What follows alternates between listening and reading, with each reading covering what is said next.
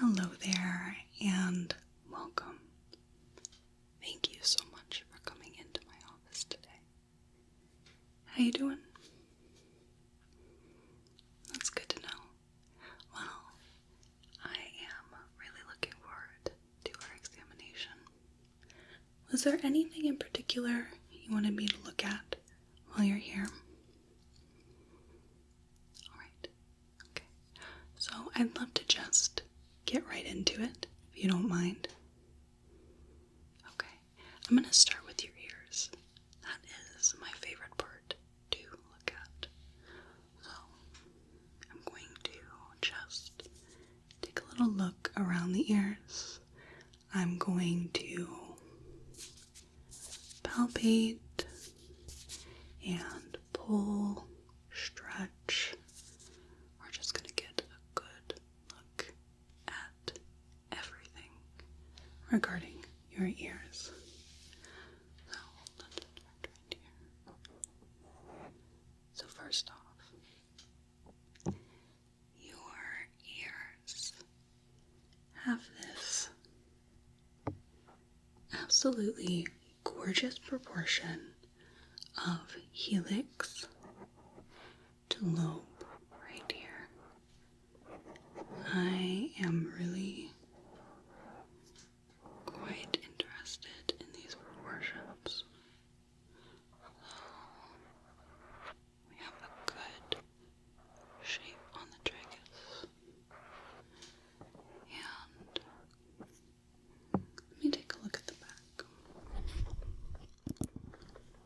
Looking at the back of the ear. So the angle of the root here and the cartilaginous tissue that looks excellent. You have a great looking pair of ears. It's an honor to take a look at them. So let me take a little look at this one. Right in here. Look behind the ear. So this mastoid process here is well defined. I can really pick that out from the other contours of the cranium. That is wonderful.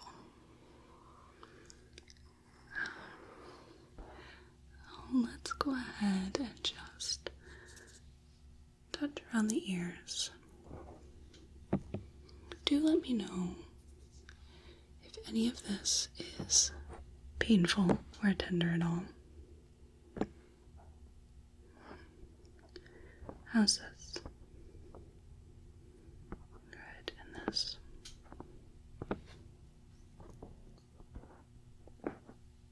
And this. Okay. I'm going to use the heel of my hands and stretch the ear a bit. Good. There. I'm going to pull up.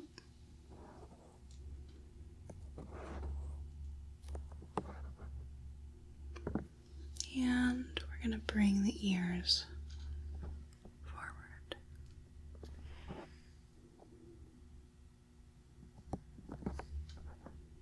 Very gentle about it. I don't want to exert too much pressure here. There we go. How was all that? Not too bad. Good, good. So let's take a peek inside of the ears. With the sort of external makeup you have, I am very interested to see what's going on internally. I'll just have to let my otoscope warm up a bit. I absolutely adore this otoscope. even though the battery can be a little tricky, I like that there's this little guard here that I can shift, and then you could, if you wanted to, be able to insert a tool in there. But it does seem to respond quite well to a little.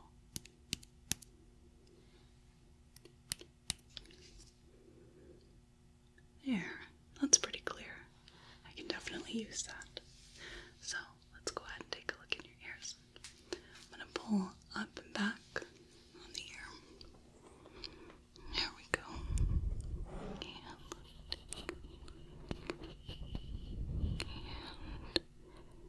there we go. Look at that. Well, alright, so looks like the contours of the external auditory penis look excellent. That is bar none.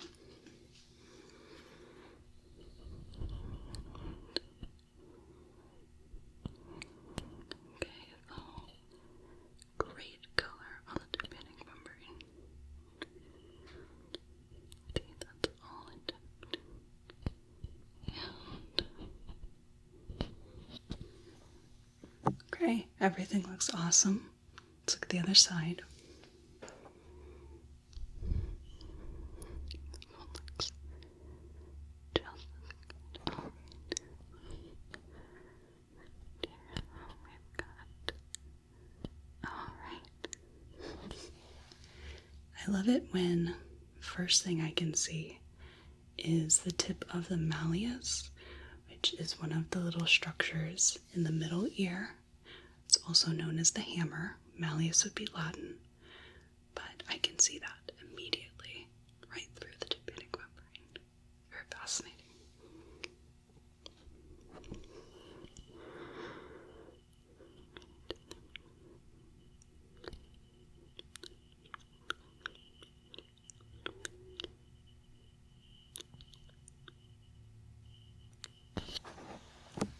There we go.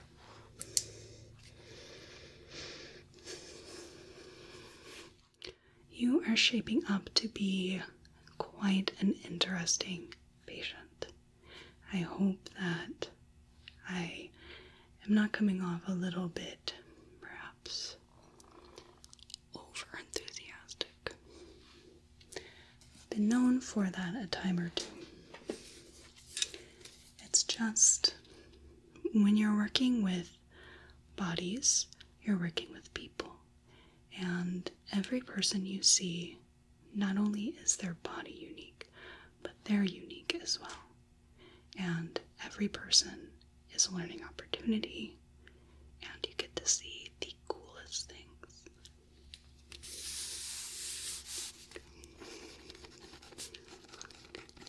Absolutely excellent.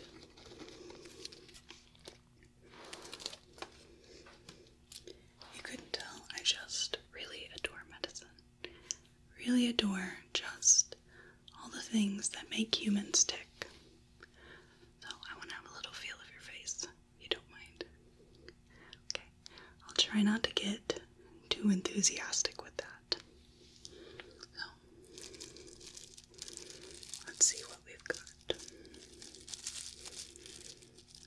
Let me know if my pressure is okay. I try to err on the side of being more gentle. But sometimes, I get a little too interested in a feature. So, for example, the master here. I talk a lot about the master with people. Because people don't realize how strong this muscle is. It's incredible, really. This muscle has the power to create a good portion, if not the majority, of headaches because when it gets too tense or when you are grinding your teeth, it creates so much tension in the head. And while that sounds not so fun, that also means that you just have to address that muscle, the jaw muscle group. Let it relax a bit. And you are much less likely to have a tension headache. And then we get into the masseter, or the temporalis rather. Masseter here, temporalis here. The temporalis is on the sphenoid bone here, where the temporal bone is more back here. But this also has a big part in tension as well, in the face, in the head, is these two are your more superficial muscles of mastication. And it isn't that interesting as well. Just that the muscles, there are these pulleys, these gives and takes. And where one contracts, one relaxes. And we can do all these movements just on push and pull, and that's it. I mean, there's more to that, but the underlying sort of message is push and pull. Let me come back here.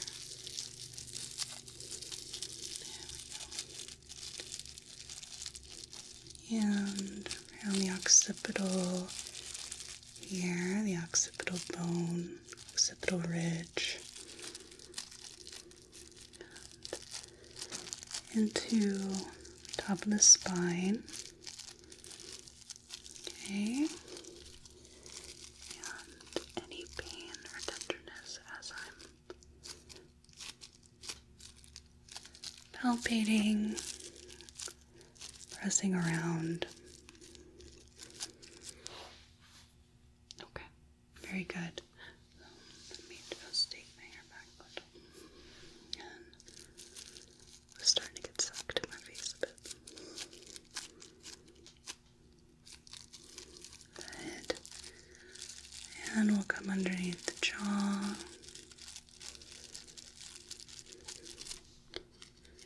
You might not know that, but there are quite a few different muscles. In this area, you have your suprahyoid muscles, which are above the hyoid bone, and you have your infrahyoid muscles. And a lot of these have a huge part in being able to make certain sounds in speech. Speech in and of itself. That is a wonder of anatomy. It is absolutely incredible that not only can we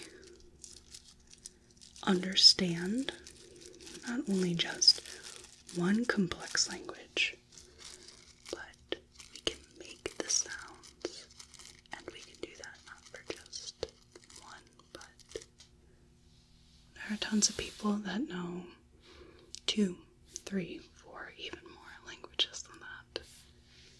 How incredible is that?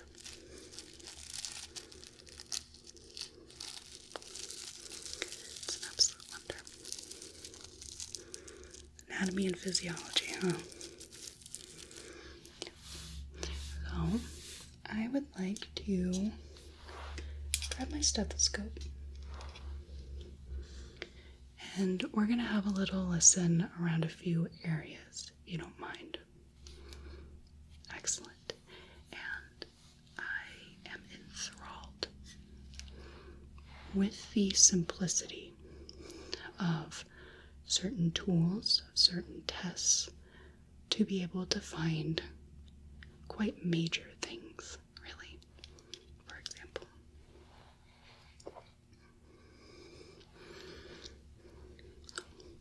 this stethoscope right here. We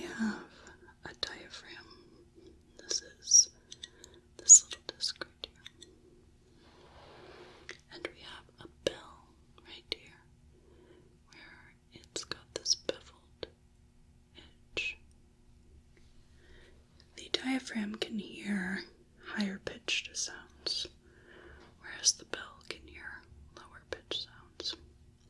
I'm going to use this to listen for what's known as a bruit, or an audible heart murmur in the carotid artery. We can listen to your blood flow to see if there's any impediment or anything out of the ordinary, using a little disc, a tube, and some earpieces. That's it. Just going to place this right here. I could have you just take a deep breath in and hold that, and out.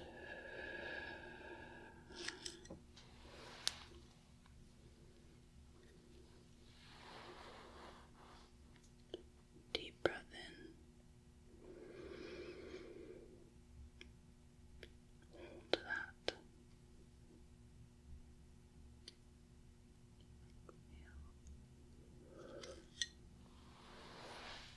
There we go. So I can hear the blood flow, and it sounds nice and clear.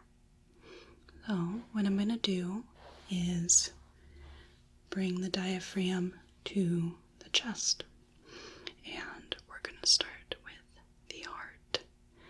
I'm going to listen to 4 main areas that are around the different valves of the heart, and I can listen to them open and close.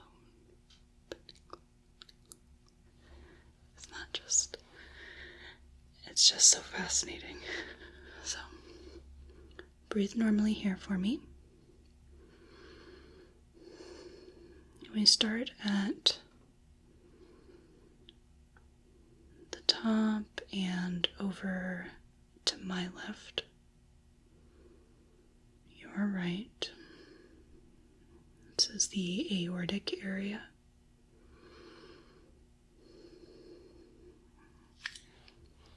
I'm going to move laterally,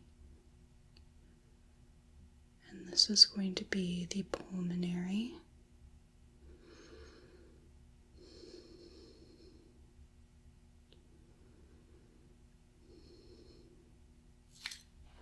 We come down and back, your right, my left, more medial.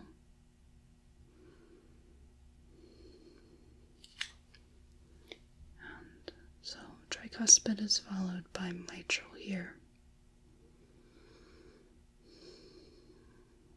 This is lateral to tricuspid, roughly.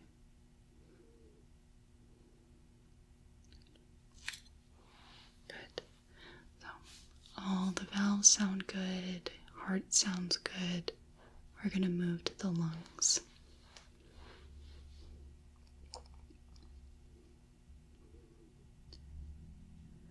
I'm going to have you take a deep breath in and out. Good. I'm going to move the other side. Deep breath in and out.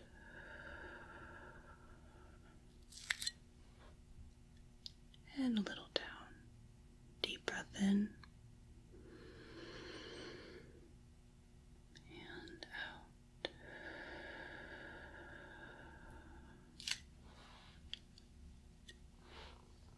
Deep breath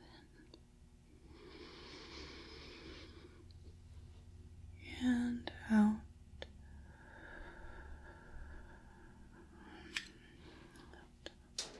Deep breath in.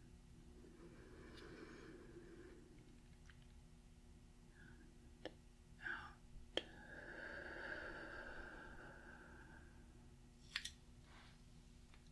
Last one. Deep breath in and out. There when I'm listening to your lungs, I'm listening for wheezing and crackles. That's a very interesting thing to me. That's going to be a word you hear a lot. Interesting, fascinating. But it is ever fascinating for me that when you listen to the lungs, if there is something wrong, you can come across hearing coarse crackles or fine crackles. That the lungs do that, even though that means something bad, that is just makes a crackling sound that's so fascinating. And then if I pick that up, then we can address that. We're going to try to get your lungs so they don't crackle. Now I'm going to listen to the abdomen now. And don't get me started on listening to the abdomen. Just breathe normally here.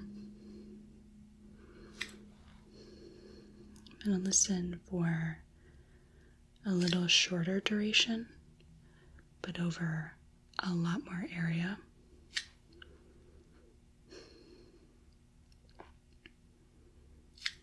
I'm listening to your organs. I don't think people understand how cool it is that this very simple device, you can listen to your organs. You can listen to the tissues inside your body. I said don't get me started.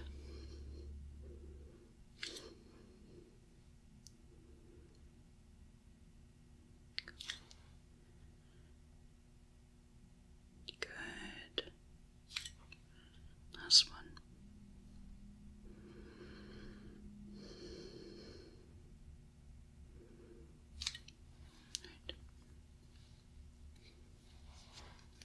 Very good.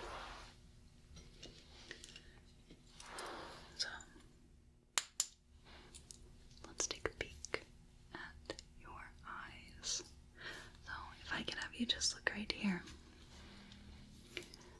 And we're going to look at your pupillary response. And this is another one of those things where it's a very simple test. Incredibly simple. And we can get so much information from it. I'm just watching the pupil constrict and then get larger.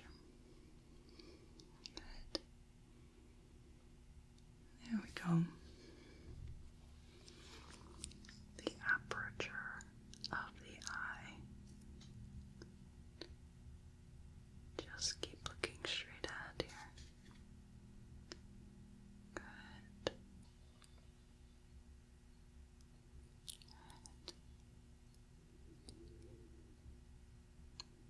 There we go. So if I could have you just look at the light here, we're going to bring this in and out. In and out. Do you happen to have the ability to unfocus your eyes or intentionally blur your eyesight? Apparently, some people can and some people cannot. It's something that, personally, if I get overwhelmed, it's the first kind of sensory information that I turn off. It's like I have this manual ability to just turn off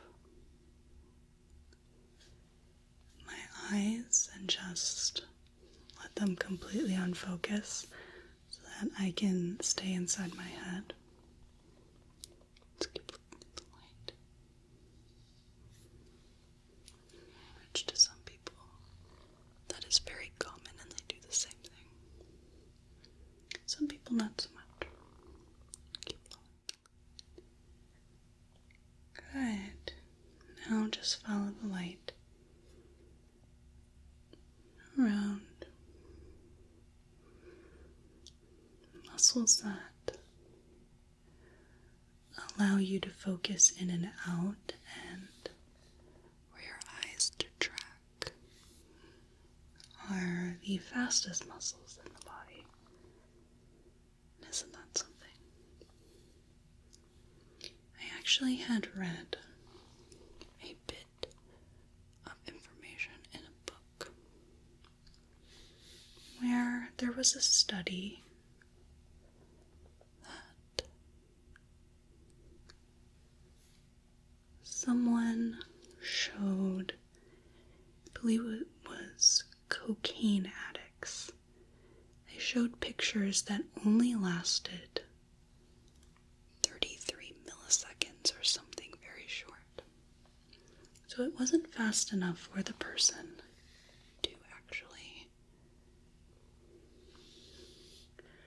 actually realize that they had seen an image, but their brain did pick it up. So if they had an image that had some sort of relevance to the drug addiction, then their brain would light up, even though the person didn't realize they had actually seen anything.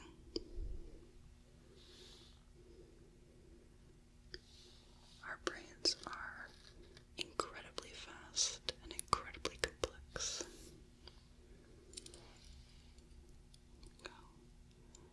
How are you doing here? Eyes getting a little tired. Okay. Let's take a look at the eyes. I'm just going to look at your eyes. I love all the different colored irises that I get in here. There is just so much beauty in every single eye. Some people have blue-gray, some are very yellowy green. Some are so dark they're almost black, and it's hard to pick out the differentiation between the iris and pupil. And some are so very pale. I think some of my favorites are the extremely pale bottle green. Don't get that very often. But I love the gold, hazel, the deep blue, ice blue, the stone gray, the dark gray, all the different shades of brown.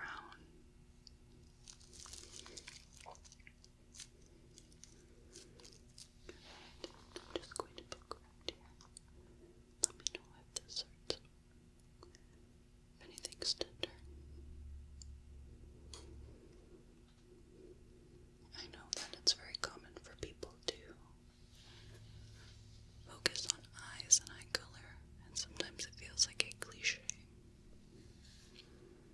But I never want to be a person that gets so worn out by that sentiment that I don't find every set of eyes absolutely gorgeous.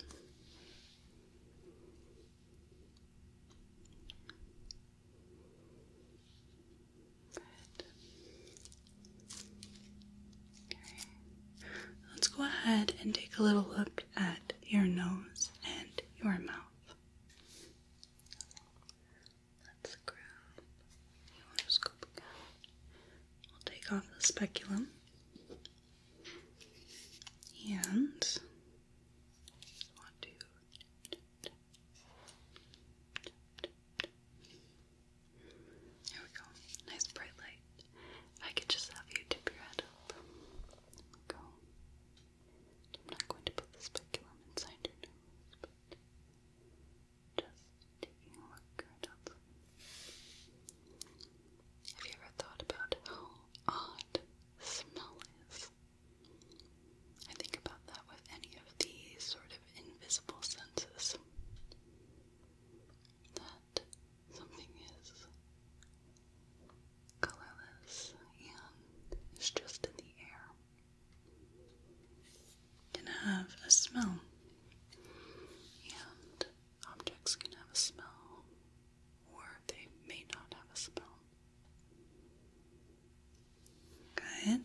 you just open your mouth for me?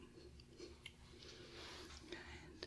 And even with taste, taste is something that is just incredibly fascinating. And it's interesting that people have preferences in taste. Some tastes are ambrosia to some people, while they are absolute dog water to other people. That's just, I don't know, it just makes things all the more fascinating. Can you stick out your tongue for me? Good. I think I can see the uvula without the pressure there. Can you say ah for me? Good. Good. Okay. Go ahead and put your tongue back in your mouth there. Last thing I want to do is I have a Taylor or tomahawk hammer. And this is the first design for a dedicated reflex hammer. I believe this would have been the late 19th century, maybe 1870s. I want to say 1875. That sticks in my head. The Taylor hammer. And we are going to look at the biceps, triceps, patellar, and Achilles tendon reflexes. And with the blade here, we are going to look at the Babinski reflex on the bottom of the foot. So, let's start at the feet. I am just going to be stroking the outer sole very firmly. Good. There. And the toes generally curl downwards in response to that movement. Now for the Achilles tendon, just going to hold your foot a little, create a little bit of tension here, make it easier to elicit this reflex. I'm just going to tap on the back of your foot here. Good. Other side. I'm just going to tap here. There we go. And the patellar is going to be your knee-jerk reflex. Just let your knees, your legs relax. Go nice and limp. Everything hangs off the edge. There we go. We're just going to tap.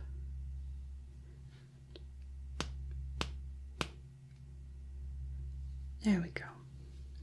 And for the biceps and triceps reflex, I'm going to have you put your arm across your thigh here. We'll do one arm at a time. So for biceps, I'm going to be holding the arm, holding the crook of the elbow, but the triceps we're going to tap the back of the elbow. So let your arm relax, nice and limp here. We'll start with triceps. Do that one again. There we go. I'm going to hold on your arm. I'm going to tap on my thumb in the crook of your elbow. Good. The other side. Let your arm just hang down.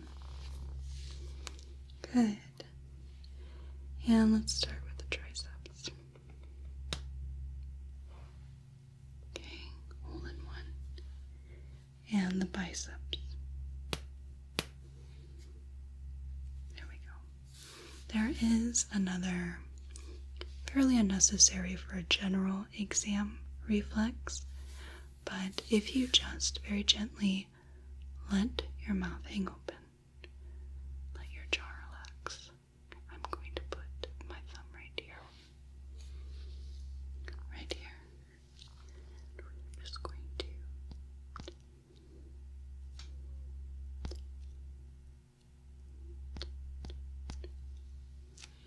Just like that.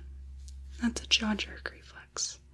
And in a normal reflex test, that shouldn't really do anything. Reflexes, in particular, fascinate me, enthrall me, because it is just crazy to me that in a neurological examination, when examining the central nervous system, we do these very simple taps on these different muscles, different tendons, and we get a response that doesn't involve the brain at all, and instead involves the spine. So I find it just really cool that, for the upper body you have more of the upper spine, and lower extremities a little lower on the spine. But we think of everything needing the brain's input, and that's just simply not true. It's not true. There's a lot of neurological activity that doesn't involve the brain, but instead involves the spine. Just this long segment of bone with all these little interlocking pieces, these different nerves, and it's just so cool how that influences the body's function. I really like reflexes. Very interesting. So, overall, for your examination, you have really cool anatomy, and I really enjoyed being able to take a look at everything, and luckily I found absolutely nothing wrong with any of it. It looks excellent. Everything responds as it's supposed to, and you got pretty much a perfect bill of health if I've ever seen one. Right? Do you have any questions for me at all? Okay. I hope you enjoyed this as much as I did. I really enjoy being able to work on people and to see how their particular body moves and responds. I like seeing all the differences and learning all the different ways people can adapt.